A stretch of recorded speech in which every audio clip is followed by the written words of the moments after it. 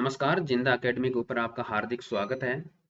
आज ये जो स्टैटिस्टिक का एएसओ की वैकेंसी के लिए जो बैच चल रहा है उसका लेक्चर नंबर 12वां है। और कल हमने जो 11वां जो लेक्चर था उसके अंदर हमने क्या पढ़ा था मैं उसको एक बार के लिए दोहरा देता हूँ। कल 11वां लेक्चर मैंने अपकिरण के माप जो कि केंद्रीय प्रवृत्ति के बाद हम पढ़ने जा रहे थे, तो केंद्रीय प्रवृत्ति के बाद जो हम टॉपिक उठाया था वो टॉपिक था अपकिरण के माप। और अपकिरण के माप के अंदर मैं आपको बताया था कि मतलब अपकिरण के माप के अंदर जो इम्पोर्टेंट बात होती है हम इसके अंतरों के अंदर पढ़ेंगे। जैसे हमारे को मतलब केंद्रीय प्रवृत्ति के अंदर हमने क्या पढ़ा था कि मतलब डाटा हमारे को दे रखा है। अब की बार जो हमारा जो इंटरेस्ट है वो है हमारे इन डाटाओं के बीच किसी एक वैल्यू से अंतर निकालेंगे और उन अंतरों के बारे में हम पढ़ेंगे। उसको हमने कहा था अपकिरण के माप। फिर मैंने ये भी बताया था कि भाई अपकिरण के माप हम दो प्रकार से पढ़ेंगे, एक सापेक्ष माप होता है और एक हम पढ़ेंगे निरपेक्ष माप। निरपेक्ष माप के अंदर आपको बताया था कि इसके अंदर किसी भी प्रकार से कोई भी कंपैरिजन नहीं किया जा सकता, बल्कि सापेक्ष माप से हम कंपैरिजन कर सकते हैं। और सापेक्ष माप जिनमें गुणांक लगा होता है वो आपके पास सापेक्ष माप होता है। फिर मैं निरपेक्ष मापों के अंदर मैंने आपको बताया था कि सबसे पहले हमने पढ़ा था जो रेंज पढ़ा था, और उसके बाद हमने पढ़ा था प्रमाप विचलन, जिसको सिग्मा के द्वारा डिनोटेड किया जाता है और इसको स्टैंडर्ड डेविएशन बोला जाता है। मैंने कल आपको मतलब इस प्रमाप विचलन के अंदर ही मैंने 19 या 20 फॉर्मूले लिखाए थे। जैसे कोवेरियंस के बारे में क्या होता है, वेरिएंस क्या होता है, और जब हम स्टैंडर्ड डेविएशन को हम जब खोलते हैं तो कैसे खोलते हैं। फिर एक इम्पोर्टेंट बात बताई थी कि जो ये स्टैंडर्ड डेविएशन है वो आपके पास मतलब पैमाने में परिवर्तन से, पैमाना मतलब गुणा और भाग करने में से किसी डाटा को, उससे ये प्रभावित होता है, परंतु मूल बिंदु में यदि परिवर्तन करने पर ये कोई भी फर्क नहीं पड़ता। या यहाँ तक हमने जो कल वाला लेक्चर था वहां तक हमने पढ़ लिया था। आज कल वाले लेक्चर के ऊपर आपको कितने फॉर्मूले याद थे या आपने कितने फॉर्मूले पढ़े थे, मैं उसी फॉर्मूले के बेस पर आज जो लिया हूँ वो लिया हूँ आपके सामने एक एक क्वेश्चन। तो क्वेश्चन आपके सामने है। सबसे पहला जो क्वेश्चन है वो है आपके पास, देखो हमने कल कल हमने यहाँ तक तो हमने पढ़ लिया था 11 लेक्चर। आज जो 12 लेक्चर जो है वो है आपके पास, ये क्वेश्चन लिया है मैंने ताकि आप कल वाला लेक्चर का एक बार रिवीजन हो जाए। जैसे हमने क्वेश्चन लिया है कि यदि आपके पास सिग्मा एक्स मतलब एक्स एक्स और वाई दो वेरिएबल दे रखे हैं, सिग्मा एक्स का मतलब होता है स्टैंडर्ड डेविएशन ऑफ एक्स, कितना दे रखा है 3 दे रखा है। और सिग्मा वाई का मतलब होता है स्टैंडर्ड डेविएशन ऑफ वाई, ये कितना दे रखा है, ये दे रखा है आपके पास 4। फिर आपको दे रखा है covariance of x and y, COV को क्या पढ़ा जाता है covariance of x and y, और इसको डिनोटेड मतलब इस प्रकार से भी लिखा जा सकता है सिग्मा एक्स और वाई, ये कितना दे रखा है 9 दे रखा है। फिर आपको एक अलग वेरिएबल दे रखा है, इन दोनों वेरिएबलों से मिलकर एक अलग वेरिएबल बनाया है मैंने, उसको नाम दिया मैंने जेड। वो कैसे बनाया वो देखिए, इसको मतलब एक्स वेरिएबल को मैं -2 से मल्टीपल किया और वाई को मैंने 4 से मल्टीपल किया और फिर दोनों वेरिएबल को मैंने ऐड कर दिया। फिर इसमें पूछा गया है कि आपके पास वेरिएंस क्या होगा, क्या पूछा गया है प्रसरण क्या होगा। प्रसरण मैंने आपको बहुत अच्छी तरह से डेफिनेशन कल बताया था कि प्रसरण होता है वो क्या होता है स्टैंडर्ड डेविएशन के जो स्क्वायर कर देते हैं तो हमें प्रसरण मिलता है। ये देखिए मैंने महत्वपूर्ण बातों के अंदर सबसे पहले तो दूसरी बात लिखाई है, यही बात लिखाई कि परमाणु विचलन का वर्ग क्या होता है प्रसरण होता है। तो इस वाले क्वेश्चन के अंदर क्या पूछा गया, इस वाले क्वेश्चन के अंदर पूछा गया है प्रसरण पूछा गया है, मतलब वी पूछा गया है।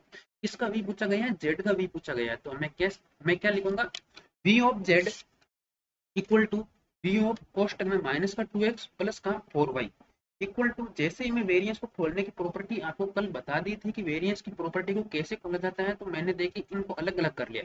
वेरिएंस ऑफ -2x प्लस का वेरिएंस ऑफ 4y प्लस का, ये मैंने कहा था कि इस चिन्ह के ऊपर आएगा आपके पास प्लस या माइनस, जो भी आएगा वो इस वाले चिन्ह के ऊपर आएगा। तो प्लस है तो प्लस मैंने यहाँ पर लिख दिया, और टू को variance of -2x and 4y, ये था आपके पास फॉर्मूला जो कि मैंने ओपन किया। कौन सा फॉर्मूला था, ये फॉर्मूला था को वेरिएंस को कैसे ओपन किया जाता है, ये वेरिएंस को ऐसे ओपन किया जाता है, ये मैंने आपको बताया था। फिर ये जो आपके पास कोवेरियंस है, वो कोवेरियंस को कैसे ओपन करोगे, वेरिएंस को पहले तो आप वेरिएंस को ओपन कैसे करोगे, जैसे अंदर वाला बाहर आएगा तो आपके पास स्क्वायर के अंदर आता है, ये आपको भली भांति पता है कि जैसे ही मैं स्क्वायर करूंगा तो मतलब 4 आ जाएगा। 4 वेरिएंस ऑफ एक्स प्लस का 4 का स्क्वायर कितना होगा 16 होगा, तो 16 वेरिएंस ऑफ वाई। और यहाँ से यदि इस कोवेरियंस को मैं ओपन करूंगा तो कोवेरियंस को ओपन कैसे होगा, इन दोनों का मल्टीपल होगा और ये जो साइन है वो साइन भी मल्टीपल में हो जाएगा। इन दोनों का मल्टीपल होगा 8 होगा, और 8 बाहर वाले से मल्टीपल होगा तो कितना हो जाएगा 16 हो जाएगा, मतलब 16 हो जाएगा। और ये माइनस बाहर आएगा प्लस, और माइनस का यदि चिन्ह होता है तो माइनस आता है। -16 को variance of x and y. जो ही मैं वेरिएंस की वैल्यू रखूंगा तो वेरिएंस तो यहाँ पर नहीं दे रखा है, हमारे स्टैंडर्ड डेविएशन दे रखा है। तो मैंने क्या बोला कि वेरिएंस होता है वो क्या होता है, स्टैंडर्ड डेविएशन का स्क्वायर होता है। तो जैसे ही मैं स्टैंडर्ड डेविएशन स्क्वायर करूंगा, तो जैसे स्टैंडर्ड डेविएशन स्क्वायर किया 3 का स्क्वायर किया तो कितना हो गया 9, वो हमारे क्या मिल गया, वो वेरिएंस मिल गया। इसी प्रकार से वेरिएंस ऑफ वाई मिल जाएगा, वेरिएंस ऑफ वाई कितना है 4 है, तो 4 का डबल कितना हो जाएगा, मतलब स्क्वायर के अंदर 16 हो जाएगा। और माइनस का 16 इंटू कोवेरियंस दोनों का दे रखा है, कितना दे रखा है 9 दे रखा है, तो इसमें हमारे कोई परेशानी की बात भी नहीं है, तो मैंने 9 लिख लिया। फिर मैं इनको सॉल्यूशन करूंगा, और सॉल्यूशन करने के बाद जब मैं इसको सरल करूंगा तो मैं 436 का जो टोटल जो वेरिएंस है वो वेरिएंस आ जाएगा। फिर आपका मैंने कई बार पेपरों के अंदर देखा है कि मतलब परमाणु विचलन को ज्ञात करने की लघु विधि, हालांकि लघु विधि इसको सिर्फ बोलते ही लघु विधि है, बाकी ये सबसे डिफिकल्टी होती है। इससे बेहतर तो है कि वो जो डायरेक्ट फॉर्मूला दे रखा था उसके अंदर भी देखेंगे तो भी वो सरल हो जाएगा। इसके ऊपर जो क्वेश्चन आ रखा है वो मैं आपको मतलब बता दूंगा, पर पहले जो लागू करने की विधि है, इनके जो ये 3 फॉर्मूले, ये फॉर्मूले आपको पता होना चाहिए। लघु लघु विधि के अंदर यदि हम व्यक्तिगत श्रेणी के अंदर परमाणु परमाणु विचलन को ज्ञात करेंगे तो कैसे करेंगे, sigma equal to root summation d x का स्क्वायर अपॉन एन माइनस का ब्रैकेट के अंदर मैंने summation d x upon n का होल स्क्वायर मैंने लिया है। जहाँ पर डी एक्स क्या होता है, वो होता है एक्स, आपको कोई भी एक वेरिएबल की सीरीज दे रखी होगी और ए होगा, उसमें से मैं कल्पित माध्य लूंगा। ये मैंने समांतर माध्य के अंदर बताया है कि कल्पित माध्य कैसे चुना जाता है। तो यहाँ तक आपको टेंशन लेने की बात नहीं है कि भाई हमारे को कल्पित माध्य नहीं आता है या नहीं आता, इनकी कोई भी डिफिकल्ट की बात नहीं है, क्योंकि ये क्वेश्चन आपके पास एग्जामों में ऐसे नहीं आएगा कि आपको आपको पूछ लिया जाए कि इनका लघु विधि के द्वारा आपको परमाणु विचलन ज्ञात करना है। ऐसे क्वेश्चन आपको 10 तक आते थे कि भाई लघु विधि के द्वारा समांतर माध्य निकालिए, ऐसे निकाले, मतलब ये 10 तक था। अब क्वेश्चन है कंपटीशन, और कंपटीशन के अंदर कहीं पर भी ये नहीं लिखा है कि आपको इस मेथड से करना, आपको आंसर चाहिए, आप मेथड कोई से भी लगाओ। तो यहाँ सिर्फ आपको पता होना चाहिए कि फॉर्मूला क्या होता है, व्यक्तिगत श्रेणी क्या होती है, खंडित श्रेणी क्या होती है, और सतत श्रेणी के अंदर इनके क्या फॉर्मूले होते हैं। तो ये फॉर्मूले आपके सामने है, समीशन एफ डी एक्स के स्क्वायर अपॉन एन माइनस का summation f d x upon n का होल स्क्वायर, ये होता है खंडित श्रेणी के अंदर। सतत श्रेणी के अंदर जो dx है उसमें सिर्फ इतना सा चेंज है कि x माइनस का a अपॉन h होता है। सतत श्रेणी कैसे होती है वो मैंने आपको कई बार बताया है कि जीरो से, जिसके अंदर आपको बस अंतराल दे रखा है 0 से 10, 10 से 20, 20 से 30, उसके अंदर जो अंतराल होता है वो उसमें h का डिवाइडेड कर दूंगा। क्वेश्चन किस प्रकार से आता है कि सर जो हमने ऊपर के 3 फॉर्मूले पढ़े हैं उसमें क्वेश्चन किस प्रकार से आता है, क्वेश्चन इस प्रकार से आता है। प्रचलित चिन्हों में यदि सिग्मा को इस प्रकार से डिनोटेड किया जाता है, हमारे को पता है कि सिग्मा को इस प्रकार से डिनोटेड किया जाता है, तथा dx है जहां पर आपके पास मतलब dx इस प्रकार से लिखा जाता है। अभी यहाँ पर x दे रखा है, अभी dx का जिक्र नहीं हुआ है, dx इस प्रकार से है जहाँ a क्या है, कल्पित माध्य है, और h क्या है, वर्गांतर है। तो निम्न में से शक्ति क्या है, तो हमारे को पता है कि यदि सिग्मा को इस प्रकार से लिखा जाता है, सॉरी यहाँ पर आपके पास मैंने रूट लगाना मैंने भूल गया, क्योंकि सिग्मा को इस प्रकार से लिखा जाता है, तो ये जो करेक्ट जो फॉर्मूला हो जाएगा वो तो आपको पता ही है ना कि भाई सिग्मा होता है, तो सिग्मा कैसे लिखा जाता है, सिग्मा ऐसे लिखा जाता है। सिग्मा कैसे लिखा है, सिग्मा ऐसे लिखा है। सिग्मा दे रखा है, dx आपको दे रखा है, तो आपके पास कल्पित माध्य ए जहाँ पर दे रखा है, और सारा का सारा आपको बताया हुआ है। अब इसके अंदर क्या दे रखा है कि आपके पास ये फॉर्मूला किसका है, ये फॉर्मूला है सिग्मा का। तो ये सिग्मा किसके इक्वल होगा, तो ये सिग्मा इसके इक्वल क्यों होगा, क्योंकि हमने जस्ट ऊपर वाले फॉर्मूले के अंदर हमने ये पढ़ा है, देखो ये हमने पढ़ा है, नहीं पढ़ा है, पढ़ा है। तो ये सिग्मा की इक्वल है, और इसके इक्वल कौन सा हो जाएगा, ये हो जाएगा। हमने कहाँ पर भाई कोई मतलब इसका सही आंसर क्या हो जाएगा, सही आंसर हो जाएगा ए। बस बाकी सारे के सारे एच स्क्वायर हमने नहीं पढ़ा, ए अपॉन एच हमने नहीं पढ़ा। क्या होता है कि यही फॉर्मूला आपके पास इसके अंदर पूछा गया है, देखो कि इसका इसका कैसे कैसे क्वेश्चन बनाया आपने, ऐसे क्वेश्चन बनाया। यहाँ पर अब की बार आपके पास डायरेक्ट सिग्मा ना देके एक्चुअली एक्चुअली जो सिग्मा की जो वैल्यू थी वो आपके पास सिग्मा की वैल्यू दे रखी है। तो क्वेश्चन क्वेश्चन आपको समझ में आ गया होगा जहाँ तक मुझे लगता है। तो चलिए आगे जो आपका जो अगला जो टॉपिक है वो है प्रमाप विचलन के गुण, जो मतलब टॉपिक के अंदर मतलब जस्ट इसी के बाद का जो है वो प्रमाप विचलन के गुण क्या हो गए। गुण और दोष तो हमारे को पढ़ना ही है, और गुण और दोष यहाँ से बहुत कम क्वेश्चन पूछे जाते हैं। गुण और यदि गुणों के अंदर यदि क्वेश्चन पूछा जाएगा तो ये आपके पास 5 नंबर पॉइंट आपको पता होना चाहिए कि अपकिरण का आदर्श माप क्या होता है। अपकिरण का आदर्श माप होता है वो होता है परमाप विचलन। क्या होता है, परमाप विचलन। सिर्फ इतना ही पता रख लेना कि परमाप विचलन क्या होता है, अपकिरण का आदर्श माप होता है। बाकी आपके वही है काला चिट्टा है जो हमने पिछले मतलब 4-5 में अंदर पढ़ चुके हैं। मतलब यहाँ से क्वेश्चन ऐसे क्वेश्चन नहीं पूछेगा, ऐसे पूछेगा अपकिरण का आदर्श माप कौन सा है, तो वो होता है परमाप विचलन। अपकिरण का सबसे स्थिर माप कौन सा था, वो आपको रेंज बताया था, मैंने बताया था ना पीछे। भाई देखो यहाँ पर मैंने जब रेंज पढ़ाया था तो तब देखो ये फॉर्मूला देखो मैंने यहाँ पर आपके पास बहुत अच्छे से लिखा है मैंने कि भाई रेंज होती है वो सबसे एक्स्ट्रा मार्क होती है, ये देखो। ये तो चलिए मतलब ये तो रेंज और परमावचलन होता है, वो सबसे क्या होता है, आदर्श माप होता है। और इसके दोष क्या होते हैं, ये चरम मूल्यों पर प्रभावित होता है, बिल्कुल भी चरम मूल्य से प्रभावित होता है, क्योंकि जिसके अंदर एक्स बार और एक्स बार सारे के ऊपर डिपेंड होता है। जैसे ही चरम मूल्य प्रभावित कर दिया तो एक्स बार पर प्रभावित हो जाएगा, और एक्स बार प्रभावित हो जाएगा तो सारे के सारे गड़बड़ हो जाएगा। दूसरा जो इसका दोष है वो है खुले सिरे वाले श्रेणियों के लिए क्रमांक विचलन की गणना नहीं कर सकते, बिल्कुल भी नहीं कर सकते। और तुलनात्मक तो वैसे ही नहीं है क्योंकि ये निरपेक्ष माप है। फिर इसके बाद जो मैंने नोट्स में अंदर लिया है वो लिया है संयुक्त परमाणु विचलन। अभी तक हमने जो एक श्रेणी के लिए परमाणु परमाणु विचलन की बातें कर रहे थे, अब जो हम करेंगे दो दो श्रेणियों के लिए परमाणु विचलन की गणना करेंगे। जब दो श्रेणियों का जिक्र होगा तो आपके पास स्पष्ट रूप से दे रखा होगा कि एक श्रेणी के अंदर इतने पद है, दूसरी श्रेणी के अंदर इतने पद हैं। एक श्रेणी का आपके पास समांतरवादी इतना है, दूसरी श्रेणी का समांतरवादी इतना है। एक श्रेणी का आपके पास परमाणु विचलन इतना है, दूसरी श्रेणी का आपके पास परमाणु विचलन कितना है, इतना है। सारा का सारा आपको डाटा दे रखा होगा। तो मैंने यहाँ पर लिखा है श्रेणी फर्स्ट और श्रेणी सेकंड दो रखे हैं, उनके अंदर जो टर्म मतलब जितने जो पद है वो n1 है, और जो दूसरा पद है वो n2 है। औसत आपको श्रेणी वन के अंदर x1 बाहर दे रखा है, और दूसरी श्रेणी के अंदर जो औसत दे रखा है वो x2 बाहर दे रखा है। स्टैंडर्ड डेविएशन आपके पास बिल्कुल दे रखा है, सिग्मा वन का होल स्क्वायर ले लिया मैंने, मतलब ये सिग्मा वन होल स्क्वायर मतलब क्या होता है, ये प्रसरण दे रखा है। स्टैंडर्ड डेविएशन का नाम गलत लिख दिया, ओनली फॉर डेविएशन ले रखा है। तो आपके पास मतलब विचलन दे रखा है आपके पास। तो अब आपके पास मतलब इससे पहले आपको करना, संयुक्त परमाणु विचलन निकालने से पहले आपको करना क्या होगा, संयुक्त परमाणु विचलन निकालने से पहले आपको एक तो इनका औसत माध्य निकालना है। औसत माध्य निकालना बहुत अच्छी बात है, आपको दोनों का माध्य दे रखा है, तो औसत निकालने की औसत समान संयुक्त समांतर माध्य हमने पढ़ा है ना, टॉपिक हमने पिछले वाले लेक्चरों के अंदर जब समांतर माध्य का जब लास्ट के अंदर पढ़ा है, वो पढ़ा है कि औसत समांतर माध्य कैसे निकाला जाता है। तो मैंने यहाँ पर औसत माध्य निकालनी है, औसत समांतर माध्य बोल दो या संयुक्त समांतर माध्य बोल दो। संयुक्त समांतर माध्य को डिनोटेड किया जाता है, वो x1 2 से डिनोटेड किया जाता है। इसको कैसे निकाला जाता है, इसको जितने भी प्रथम श्रेणी के अंदर जो पद है उसको उसके समांतर माध्य से गुणा कर दूंगा, और दूसरे को जितने पद है उसको उसी श्रेणी के समांतर माध्य से गुणा कर दूंगा, फिर दोनों का योग ले लूंगा, और अपॉन में जो दोनों श्रेणियों के जो क्रम है, पूरे जो टोटल पद है उनका मैंने भाग कर दिया। तो ऐसे ऐसे इसको मतलब क्या किया जाता है, ज्ञात किया जाता है। ये हो गया आपके पास मतलब औसत माध्य कैसे निकाला जाता है। अब औसत माध्य काम काम कहाँ पर आएगा, काम आएगा यहाँ पर देखिए,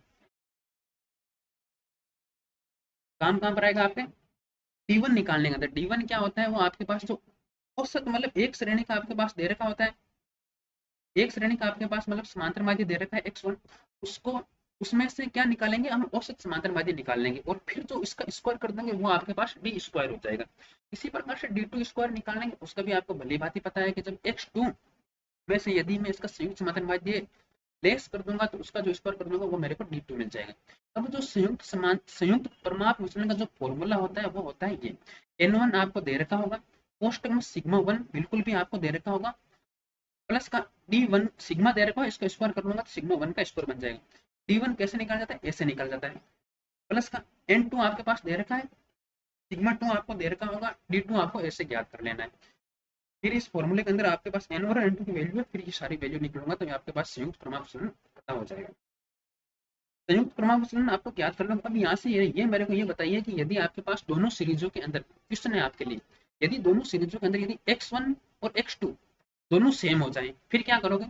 सेम हो जाए तो आपको पता है कि जो औसत माध्य है वो औसत माध्य सेम हो जाए, यदि x1 और x2 सेम हो जाए तो मैं इसको बाहर निकालूं n1 कर सकता हूं, मतलब कितना आ जाएगा आपके पास, तो x1 की वैल्यू है या फिर x2 किसी की वैल्यू बोल रहे हो वही आपके पास क्या बन जाएगा, औसत माध्य बन जाएगा।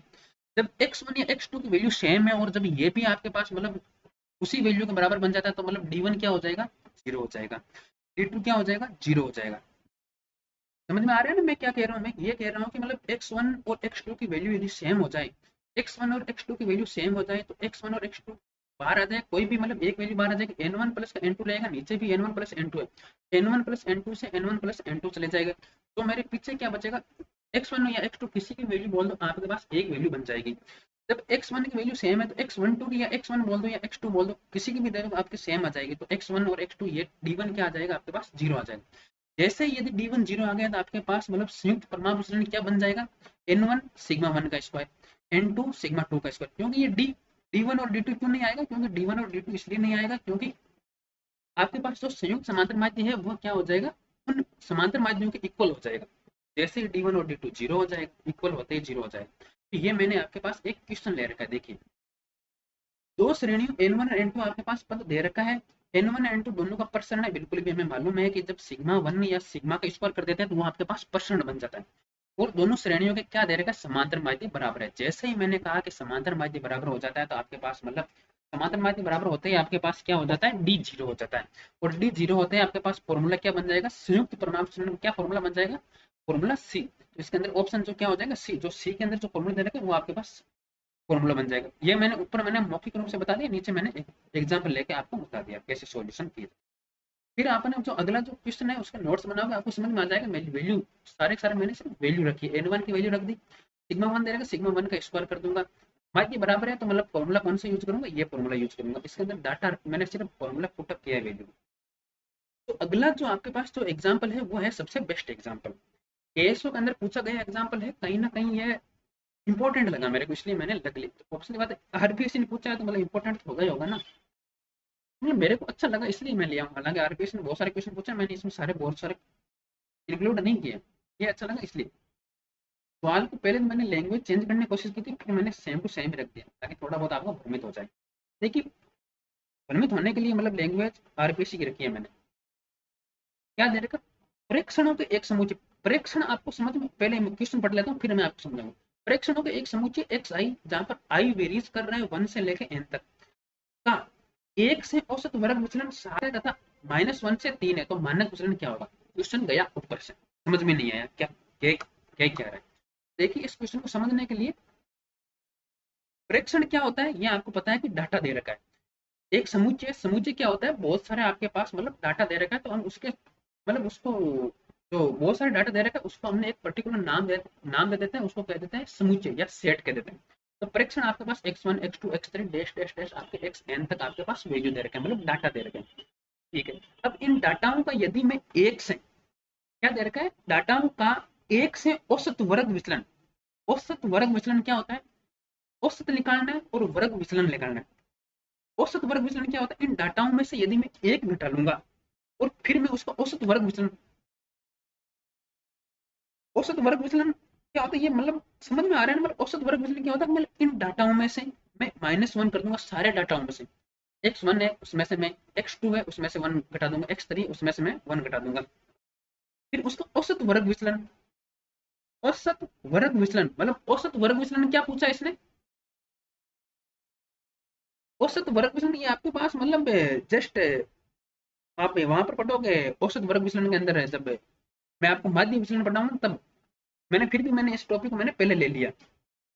औसत वर्ग विचलन क्या होता है कि औसत वर्ग विचलन मतलब आपके पास विचलन तो निकाल लो कि आप एक्स आई से आप विचलन निकाल लोगे एक से, तो x1 -1 x2 -1 x3 -1। अब औसत वर्ग विचलन क्या होता है कि मैंने इसका स्क्वायर कर दिया सारों पे, और फिर मैंने समेशन ले लिया और फिर मैंने इसका औसत निकाल दिया।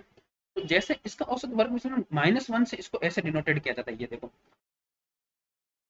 जब -1 से औसत औसत वर्ग विचलन होगा तो इसको ऐसे डिनोटेड किया जाता है। इसी प्रकार से जब मैं -1 से औसत विचलन लूंगा तो इसको जो डिनोटेड किया जाता है वो इस प्रकार से डिनोटेड किया जाता है। इसकी जो वैल्यू दे रखी है वो आपके पास कितनी दे रखी है, 7 आपको दे रखी है। देखो 7 यहाँ पर दे रखी है। और अगले जो -1 से यदि औसत वर्ग विचलन है वो आपके पास कितना दे रखा है, 3 दे रखा है। जैसे ही मैं इसको n को इधर भेजूंगा, आपके पास सोल्यूशन करूंगा इसका, जब इसका सोल्यूशन करूंगा तो मेरे पास जब n को इधर गया तो आपके पास 7n हो गया, इधर इधर गया तो आपके पास 3n हो गया। फिर मैं जो इस इधर जो आपके पास स्क्वायर वाले टर्म है, मैं इसको ओपन कर रहा हूँ। इसको जब मैं ओपन करूंगा तो आपको नॉर्मल नॉर्मल मैथ का फॉर्मूला आता होगा, इकोनॉमिक और कॉमर्स वालों को भी। इसको जब ओपन करूंगा तो a प्लस बी का होल स्क्वायर का फॉर्मूला आता ही होगा। मैं इसको ओपन करूंगा क्या होगा, एक्स स्क्वायर प्लस का 1 माइनस का 2x। इसी प्रकार से मैं नीचे वाले फॉर्मूले को ओपन करूंगा तो एक्स स्क्वायर प्लस 1 प्लस का 2x इक्वल टू 3x। फिर मैं यहाँ पर अब समीशन सारों को अलग अलग कर लिया। जैसे ही मैंने समीशन सारों को अलग अलग किया, समीशन एक्स स्क्वायर प्लस का समीशन 1 माइनस का 2 summation x equal to 7n। इसी प्रकार से मैं समीशन इसका अलग करूंगा तो क्या हो जाएगा, समीशन एक्स का स्क्वायर प्लस का समीशन 1 प्लस का 2 summation x equal to 3n। जब मैं इसको वापस ओपन करूंगा, समीशन 1 का जो वैल्यू होती है वो n होती है, मतलब कितने पद होते हैं इसकी वैल्यू होती है, माइनस का 2 समीशन एक्स n। इधर भी आपके पास मतलब इसी समीशन 1 का जो वैल्यू होती है वो n लिख दूंगा, बाकी सेम टू सेम लिख देंगे। अब यहाँ पर n को मैं इधर भेज दिया तो मेरे पास 6n हो जाएगा, इसको n को इधर भेज दिया 2n हो गए। अब मैं इन इन दोनों, इसको मैंने इक्वेशन 1 नाम दे दिया, इसको जो इक्वेशन 2 नाम दे दिया। अब मैं इन दोनों इक्वेशन को क्या करूंगा, इन दोनों इक्वेशन को मैं सोल्व करूंगा। सोल्व कैसे कैसे करूंगा, पहली इक्वेशन और दूसरी इक्वेशन में मैं ऐड कर दूंगा।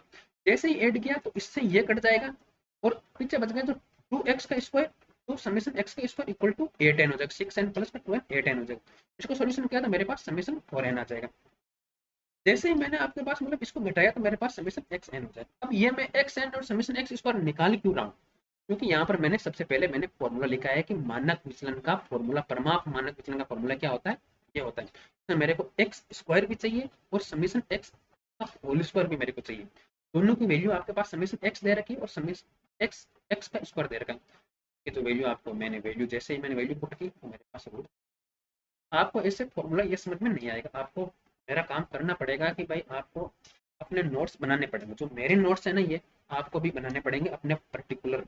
उसके बाद जो क्वेश्चन कहाँ पर आपके पास मिस्टेक हो रही है वो आपको समझना पड़ेगा। मतलब सारे में आपकी खोपड़ी की चेन खोल के अंदर नहीं रख सकता, आपको खुद को खोपड़ी की चेन भी खोलनी पड़ेगी, फॉर्मूले उठाना भी पड़ेगा और अपनी खोपड़ी के अंदर रखना भी पड़ेगा, तब जाके ये आपको फॉर्मूला समझ में आएगा।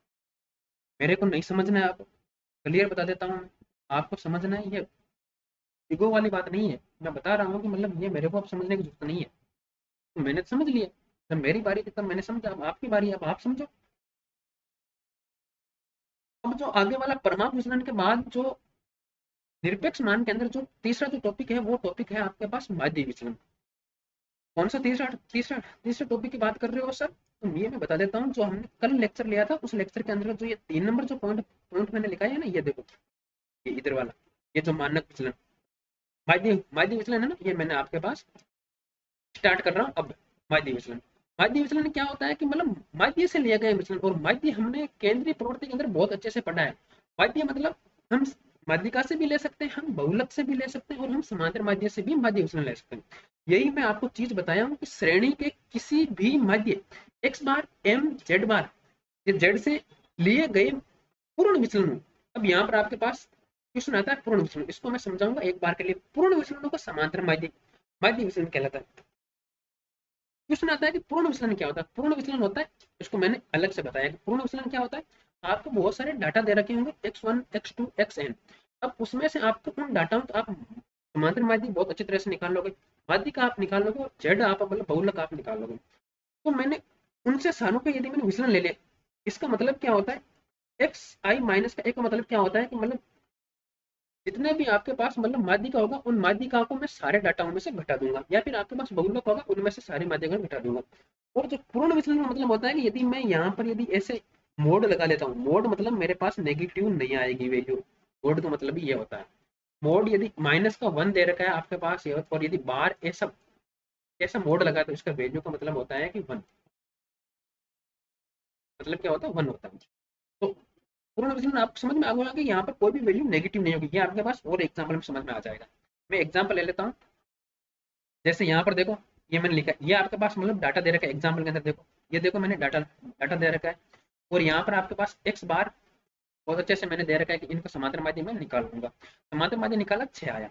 अब मैंने एक्स आई माइनस एक्स बार का मतलब क्या होता है कि प्रत्येक एक्स में से मैं 6 को घटाऊंगा, एक्स बार है ना, तो 5 में से 6 घटाया तो -1 बचा, परंतु मैंने कहा कि जैसे ही बार लगाया इसका -1 नहीं आएगा, ओनली फॉर पॉजिटिव आएगा 1। 8 में से 6 घटाया 2 रहा, अच्छी बात है। 10 में से 6 घटाया 4 रहा, अच्छी बात है। 4 में से 6 घटाया -2 रहा, परंतु यहाँ पर तो मैंने -2 नहीं लिखा, मैंने सिर्फ 2 रखा। क्यों लिखा, क्योंकि यहाँ पर मैंने मोड लगा चुका हूँ, मोड लगा चुका हूँ। ये आगे आपके पास पूर्ण विचलन क्या होता है। पूर्ण विचलन मेरे हिसाब से इस एग्जाम्पल के द्वारा आपको समझ में आ गया। फिर मैंने कहा है कि का समांतर माध्य।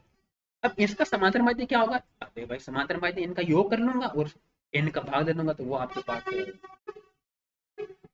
पास क्या बन जाएगा, माध्य विचलन। तो ये एग्जाम्पल तो आपको समझ में आ ही गया होगा। इसका जो समेशन करूंगा मैं सारों को जोड़ लूंगा, 12 आएगा, और 12 आने के बाद में इनका समांतर माध्य निकालूंगा, n से भाग दे दूंगा। यही में आपके पास यदि इसी का समांतर माध्य ना निकाल के इसकी माध्य का निकालता तो माध्य का निकालना आपको बहुत अच्छी तरह आता है। आपने पीछे वाले एग्जाम्पल के अंदर माध्य का कैसे निकालेंगे, जब इसकी माध्य का निकालूंगा, जब इसको आरोही क्रम में निकालूंगा, जब फिर इसका मतलब टर्म है जो 5 है, और जो तीसरे तीसरे नंबर टर्म आएगा वो आएगा 5, तो इसके जो माध्यिका होगी वो क्या होगी, 5 होगी। अब माध्यिका से यदि मैं माध्य विचलन निकालूं तो इसके अंदर जो माध्यिका को सारों को घटा दूंगा, और वही फिर फिर वही वही बात होती है कि भाई नेगेटिव इसमें आएगा नहीं, कहीं पर भी नेगेटिव नहीं आएगा, तो फिर इसका ऐड किया और ऐड किया, तो फिर मा- माध्यिका से माध्य विचलन कैसे निकालना था, माध्यिका से माध्य विचलन निकालूंगा तो इसका 2.2 आ जाएगा। यहाँ पर मेरे हिसाब से कोई डाउट की बात नहीं रहेगी। फिर आपके पास मैंने महत्वपूर्ण बात, तो ये एग्जाम्पल आप कर लोगे, मतलब डाटा दे रखा है 4 से आपके पास, यदि किसी भी मूल्य का आपके पास 4 से लेकर पूर्ण विचलनों का योग पूछा, तो पूर्ण पूर्ण विचलनों का योग तो आप निकालोगे 4 से, मतलब सारे डाटाओं को 4 से घटा दूंगा, जो भी आंसर आएगा वो मेरा योग कर लूंगा।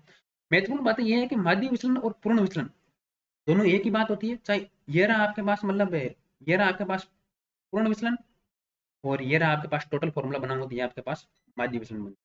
माध्य विचलन और पूर्ण विचलन होता है वो आपके पास न्यूनतम होता है यदि मैं विचलन माध्यिका से लूँ, ये आपके पास पता होना चाहिए, इंपॉर्टेंट बात है, तो आगे इंपॉर्टेंट भी लगा लेना। फिर आता है आपके पास गुण, कोई नहीं पूछेगा, गुण में सिर्फ एक गुण आपको पूछेगा, चरम मूल्य से न्यूनतम प्रभावित होता है यदि विचलन माध्यिका से लिया जाए तो। सिर्फ इसमें सिर्फ इतना ही ध्यान रखना है कि यदि आपके पास माध्य विचलन क्वेश्चन आए तो आपके पास बेस्ट कौन सा माध्यिका है, माध्यिका वाले ऑप्शन को ही क्लिक करना। मैं आगे यदि फर्दर आपका यदि सपोर्ट मिलता रहेगा तो मैं इसके ऊपर क्वेश्चन बहुत सारे इस बेंच के ऊपर क्वेश्चन लेके आऊंगा। जब मैं क्वेश्चन लेके आऊंगा तो आपको मतलब बहुत अच्छा लगेगा कि भाई मतलब ये इंपॉर्टेंट क्वेश्चन है, तब पता चल जाएगा कि मतलब इससे क्वेश्चन कैसे आते हैं। चलिए मैं आपके पास मतलब ये जो लास्ट का मैंने दोस्त का क्या ही समझा आपको, गणितीय दृष्टि से अपग्रेड का अशुद्ध माप है, अनिश्चित माप है, ये कहीं आएगा नहीं एग्जाम में, हालांकि ये सिर्फ नोट्स अच्छे लगे इसके लिए मैंने आपको लिखवाया। बाकी जो इंपॉर्टेंट है वो इनके महत्वपूर्ण बातों में सिर्फ इतना ही होना चाहिए कि माध्यिका सबसे इंपॉर्टेंट है, माध्यिका से लिया गया माध्य विचलन हमेशा के लिए न्यूनतम होता है, यहाँ से ये क्वेश्चन बनेगा। बाकी आपको ये ज्ञात करने का भी फॉर्मूला कई बार नहीं पूछा जाता है। चलिए ये आपके पास मतलब आज का जो ये टॉपिक था वो आपके पास था, प्रमाण विचलन का जो बचा हुआ टॉपिक था वो मैंने आपके पास आज कंप्लीट कर लिया है। दूसरा पेज, दूसरी बात मैंने आपको संयुक्त प्रमाण विचलन कैसे निकाले थे वो मैंने आपको बता दिया इस लेक्चर के अंदर। तीसरी बात ये बताया था कि माध्य विचलन क्या होता है, वो भी मैंने आपको आज बता दिया कि माध्य विचलन कैसे निकाला जाता है। हालांकि माध्य विचलन की सिर्फ बात एक ही याद रखनी है, माध्यिका से निकाला गया माध्य विचलन हमेशा के लिए न्यूनतम होता है। सबसे इंपॉर्टेंट बात यही है, सबसे इंपॉर्टेंट लाइन भी यही है। हालांकि कैसे माध्य विचलन निकाला जाता है वो आपको इस एग्जाम्पल के द्वारा समझ में आ जाए। चलिए जब तक आपने जिंदा अकेडमी और अगले लेक्चर का वेट कीजिए, और आपका बहुत बहुत धन्यवाद है कि आपने इस लेक्चर मतलब जिंदा अकेडमी के द्वारा ये स्टेटिस्टिक पढ़ रहे हो। यकीन मानिए क्वेश्चन यहाँ से आएंगे, तब तक के लिए वेट कीजिए और आपका धन्यवाद है। Thank you.